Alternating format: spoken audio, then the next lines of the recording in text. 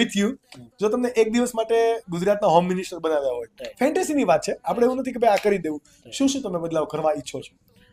એટલે home minister તરીકે તો જો હું Just કહું fantasy.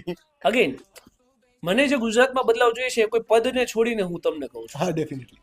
કે પેલું તો હું કામ કરું જે સ્કૂલ લિવિંગ સર્ટિફિકેટમાં પેલું સેકન્ડ કોલમ આવે ને જ્ઞાતિ, કે ભાઈ ભરવાડ, આહિર, પટેલ, આ તે ફલાણા ઢીમચા, હા, એ જ્ઞાતિ કોલમ નીકાળી દો. કાઢી દઈ જ્ઞાતિ પૂછવી ઇઝ એન ઓફેન્સ, એ ગુનો હોવો જોઈએ. જોઈએ. હરેક આ દેશનો વ્યક્તિ એ ભારતીય છે. જ્ઞાતિ એ માત્ર ને માત્ર વોટ તમારી પાસેથી ખંખેરવા માટેનો એક જરિયો છે, કાસ્ટિઝમ ફેલાવવા માટેનો એક જરિયો છે, લોકોને બાંટવાનો એક જરિયો છે.